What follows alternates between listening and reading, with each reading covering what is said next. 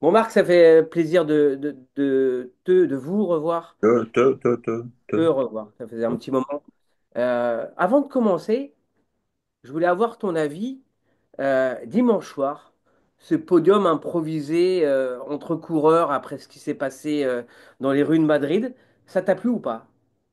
Bah, c'était rafraîchissant. J'ai trouvé que les coureurs et les équipes concernées ont eu une bonne approche et une bonne attitude par rapport à la situation. Et c'est aussi un petit message quelque part de dire, bah, ok, vous avez perturbé, il y a eu une perturbation sur la course, mais on est quand même capable, nous, d'assumer la suite de la course. Et la suite, c'était un protocole improvisé. Non, j'ai trouvé ça rafraîchissant. Un parking d'hôtel, pour l'arrivée d'un grand tour, ça pique un peu, comme dirait l'autre. Non, non, je trouvais que non, ils avaient pris ça dans le bon sens. Bon, ton ami Richard Ploug a eu une belle idée du coup. Oui, totalement.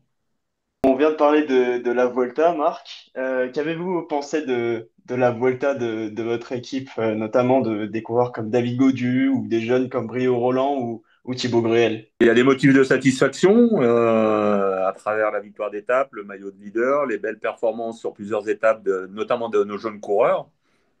Après, on regrette la chute de Guillaume Martin dès le premier jour, qui nous a quand même extrêmement handicapé au niveau du classement général, pardon. Et on aurait pu faire un bon classement avec lui. Et après, dans les bémols, ben, on a été moins présent sur la deuxième partie avec David qui a pas été au rendez-vous. Donc ça, c'est le point le plus délicat. Mais pour le reste, moi, j'ai trouvé que l'équipe avait bien fonctionné. Puis David a montré que s'il arrivait à mettre de la constance dans son niveau de performance, il est très opérationnel, il est capable de battre les meilleurs. Donc on va s'appuyer là-dessus pour travailler pour la suite.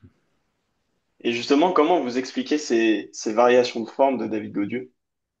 Bah, il a été en zig et en zag toute la saison, donc on est sur le même modèle en ce moment. Donc je pense qu'il est urgent pour lui de refaire des bases claires, nettes, saines et précises dans l'intersaison. J'ai envie de dire sa saison 2026 pour lui, elle se joue à partir de maintenant jusqu'au début de la prochaine année. C'est la façon dont il va se positionner, s'acclimater, se reconditionner mentalement et physiquement par rapport à l'année prochaine. C'est ce qui fera la réussite de sa saison à venir. Et vous avez parlé brièvement de Guillaume Martin Guyonnet. Est-ce que vous avez des nouvelles à nous donner? Donc oui, il refait du vélo, il a repris l'entraînement, il a envie de recourir. Mais c'est vrai que ça a été une perte importante pour nous. Alors, on n'en a pas trop parlé parce que ça a été en même temps les belles performances de David, mais c'est quand même un gros manque sur l'ensemble des 3 semaines, notamment en montagne. Quand on connaît sa régularité, sa capacité à s'accrocher ad vitam aeternam dans toutes les étapes, je pense que ça nous a privé d'un beau classement. J'enchaîne. C'est pas la fin de saison, donc je sais que tu n'aimes pas faire les bilans tant que la saison n'est pas terminée. On est à 13 victoires chez Groupama FDJ. Au final, les trois grands tours sont passés. Il y a eu quand même une victoire d'étape sur un grand tour, un maillot de leader avec David Gaudu sur la Vuelta, comme l'a dit Esteban. On se dit quoi là maintenant, alors qu'il reste, on va dire, un mois avant que la saison se termine? Bon, on se dit qu'il y a encore des courses à gagner, notamment une qui nous convient bien et qui nous réussit souvent, c'est Paris-Tours. Moi, j'ai toujours envie qu'on ait une belle prestation à Paris-Tours. C'est la dernière belle grande course en France. Donc, j'aime bien finir sur une bonne note à Paris-Tours. Donc, j'espère qu'on sera opérationnel et incisif à ce moment-là.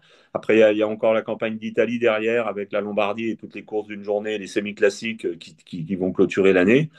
Après, il y aura également le chrono des nations. Donc, non, j'attends des résultats, des performances, des victoires pour finir sur une bonne note. Il y en a un qui t'a surpris parce que il est passé, pas inaperçu, le Tour de Grande-Bretagne, mais parce qu'on en a parlé. Romain Grégoire, quand même, qui gagne le général devant Evenepoel, c'est pas rien, non, quand même. C'est pas rien, mais il y a tellement de courses qui se succèdent les unes aux autres. Et puis, le Tour d'Espagne avait quand même pas mal accaparé les attentions. Donc, c'est passé un peu en arrière-plan. Mais non, je pense que ça a été salué à sa juste valeur. C'est une belle et grande performance de la part de Romain sur le Tour de Grande-Bretagne. Je pense qu'il est sur une bonne dynamique. Il va rebondir toute la semaine sur le Tour du Luxembourg. Donc, je pense qu'on peut espérer encore de très beaux résultats de sa part sur les prochaines journées. Et justement, il y a quelques jours, même hier, Thomas Voeckler a annoncé sa sélection pour les championnats du monde de Kigali. Vous avez un coureur de votre équipe, en la personne de Valentin Madouas, mais est-ce que vous êtes surpris de ne pas voir un Romain Grégoire? Bah, Romain n'était pas que spécialement candidat. Il y a les Europes derrière, il y avait le Luxembourg et d'autres courses. Donc, c'est un choix partagé avec le sélectionneur que de ne pas participer au championnat du monde pour Romain. T'en penses quoi de cette équipe de France là, pour ces mondiaux de Kigali et Rwanda qui s'annoncent quand même très costauds? Bah, l'équipe de France, elle est conforme à ce que peut être le peloton français en ce moment. On est en fin de saison, il y a des coureurs blessés ou qui ne sont pas au niveau où on pouvait les attendre pour pouvoir être au championnat du monde. Donc, je pense que notre sélectionneur Thomas Vauclair a fait avec les moyens du bord et du moment, mais je pense qu'il va essayer de tirer le meilleur parti des coureurs qu'il aura avec lui là-bas. Je pense qu'on a de quoi faire une bonne course. De là à la dominer, la gagner, il y a un chemin important à parcourir. Mais je pense qu'on a de quoi faire des choses sympas. Il y a notamment des jeunes qui arrivent dans cette équipe. Donc c'est aussi une découverte de ce qu'est un mondial dans des conditions plutôt sympathiques pour eux parce qu'il n'y aura pas une pression extrême sur leurs prestations. Donc je pense qu'il y a moyen d'exister. Après, ça va quand même être un championnat assez particulier. On est sur le continent africain, on est dans une zone assez élevée en altitude. Il y aura un problème d'acclimatation. On peut aussi avoir des conditions météo extrêmement chaudes. Donc je suis serein et optimiste pour l'équipe de France sans être dans l'euphorie absolue. On sait que ça peut basculer dans un sens ou dans un autre sur une course d'une journée, mais je pense qu'il y a ce qu'il faut pour faire quelque chose de pas mal. Tout le monde d'ailleurs ne parle que d'un Paul Sexas. T'en penses quoi, toi? Bah, moi, je le connais pas. Je l'ai juste aperçu à travers ses résultats et notamment sur le Tour de l'Avenir. On voit que c'est un coureur d'extrême qualité et puis qui a du tempérament et qui a une détermination qui va avec. Donc, je pense qu'il peut faire de belles choses, mais je pense qu'il est aussi là pour découvrir ce qu'est un mondial. Il va s'imprégner du sujet et ça lui servira dans les saisons futures. Moi, je veux rebondir au niveau mercato. Vous avez fait l'acquisition de deux coureurs de la formation Décathlon AG2R, donc l'équipe de Paul Sexas, en la personne de Bastien Tronchon et de Clément Berthet. Est-ce que vous êtes satisfait pour l'instant du mercato de votre équipe? Bah, le mercato, c'est une histoire de rencontre. C'est une histoire de rencontre entre des gens qui ont envie de travailler ensemble ou pas. Et c'est une rencontre aussi avec des moyens qu'on a ou pas de pouvoir recruter tel ou tel coureur. Donc, on essaie de faire le bon mixte de tout cela pour obtenir quelque chose qui fonctionne et qui peut apporter un réel plus à l'équipe. On est dans cette logique-là avec ces deux coureurs. Pour rebondir sur ce que dit Esteban, on en parlait souvent, Marc. Le cyclisme d'aujourd'hui, là, c'est soit tu as les moyens, soit tu n'as pas les moyens pour recruter. C'est un cyclisme à deux vitesses qui est en train de se mettre en place. Bah, il y a deux approches du sponsoring cycliste qui cohabitent aujourd'hui dans le peloton. Il y a les mastodontes qui sont des sponsors d'État ou des engagements philosophiques d'État. Et puis d'un autre côté, il y a un sponsoring traditionnel qui correspond à un investissement en images et en retour sur investissement en adéquation avec la somme engagée. Donc c'est clair que c'est un peu deux modèles différents qui cohabitent dans le peloton. Après, quelle sera la suite de tout cela, je n'en sais rien, mais on est dans une période charnière et carrefour au niveau de ce que devient le cyclisme au niveau mondial. On le voit avec les équipes, on le voit aussi avec ce qui s'est malheureusement passé sur le Tour d'Espagne. On voit que c'est de plus en plus politique, c'est de plus en plus un milieu d'influence et des questions vont forcément se poser dans un avenir assez proche pour comment on régule et comment on organise le cyclisme de demain, tant au niveau des équipes que des participations et que des organisations. J'aimerais avoir le budget de Feu, enfin bientôt Feu Décathlon AG2R la mondiale, par exemple, qui recrute à tout va. Bah, ils ont des moyens qu'on n'a pas, mais nous, on est heureux et satisfaits avec la fidélité et l'engagement de nos partenaires. Groupama et FDJ sont là depuis longtemps, voire très longtemps pour la FDJ.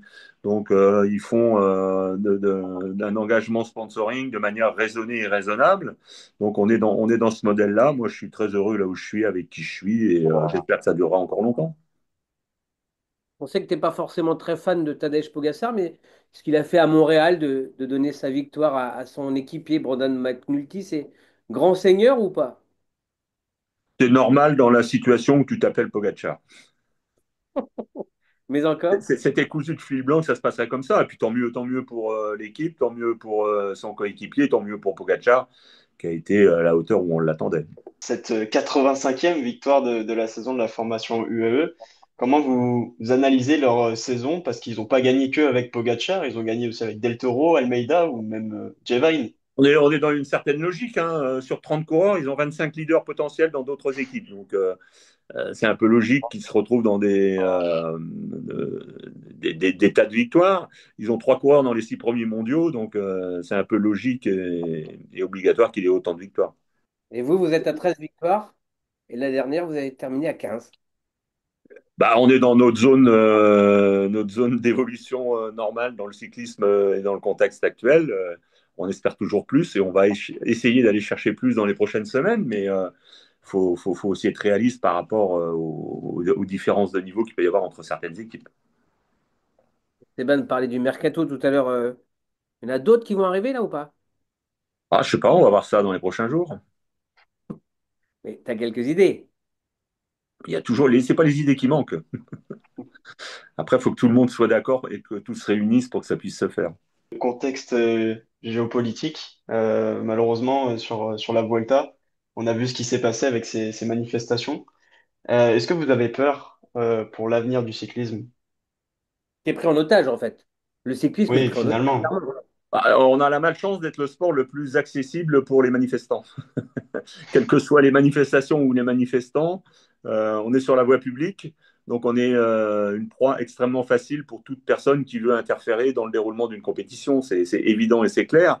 Après, moi, je considère que chacun a le droit de s'exprimer, chacun a le droit de manifester, chacun a le droit d'avoir ses opinions, chacun a le droit de promouvoir ce à quoi il aspire et ce qu'il a envie pour la société.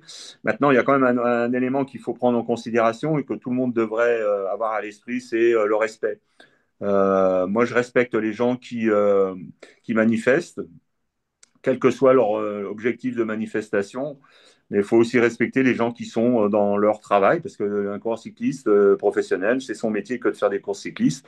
Donc on peut, je pense, manifester et montrer sa présence tout en laissant la course se dérouler le plus normalement possible. Moi, qu'il y ait des drapeaux pro-palestiniens sur le bord de la route pendant une course, c'est pas un problème, quelle que soit la manifestation, quelles que soient les revendications. Chacun peut les vivre et le faire savoir comme il l'entend. Maintenant, il ne faut pas que ça devienne un moyen de blocage permanent, parce que j'estime que les coureurs cyclistes n'ont pas à subir cela. Dans le peloton, il y a des gens qui ont aussi des problèmes, qui défendent des idées différentes des unes des autres, mais on se retrouve sur un point commun qui est la course cycliste. Et la course cycliste, on est là pour faire du sport et on fait uniquement du sport. Quelques Donc coureurs nous comme, respectons-nous les uns les autres. quelques coureurs comme Michel Kwiatkowski n'est pas allé de main morte contre l'UCI parce que c'était tout au long de cette Vuelta, ces manifestations. Donc, et Michel Kwiatkowski a posté un message sur ses réseaux en fait, est-ce que l'UCI n'a pas trop tardé à Non, réagir? mais on va pas rentrer. Enfin, je pense qu'il faut pas rentrer dans les avis individuels. Chacun a son propre opinion et c'est logique et normal. Moi, j'essaie de me placer sur un plan plus général. Comment on fait pour que tout le monde puisse défendre ses convictions tout en respectant le travail des autres? Voilà, c'est un peu ça, moi, le sujet.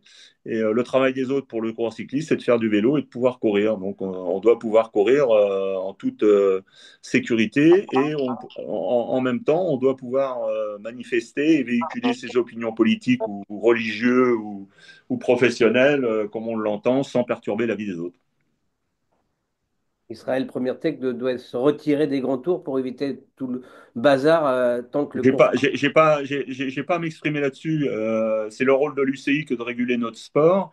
Je crois avoir compris que l'UCI est placé sous l'égide du CIO et c'est le rôle de ces grandes instances est justement d'apporter des réponses et des solutions aux situations que nous vivons. Allez, on termine sur notre sport. Votre favori pour les mondiaux à Kigali au Rwanda? C'est déjà écrit? Pogacar a déjà gagné ou Alors, c'est toujours simple et facile de croire que les courses sont écrites à l'avance, mais une fois qu'on a dit ça, on est quand même obligé d'être réaliste. Et il me semble, sur ce que j'aperçois en ce moment, que les clés de la course seront dans la boule et dans le milieu des coureurs de l'UAE. C'est les coureurs d'UAE qui vont décider du cheminement du championnat du monde. Un petit podium français ou pas? Dans le meilleur des cas, oui, potentiellement, mais on n'est pas en première ligne, On a fait le tour? à peu près.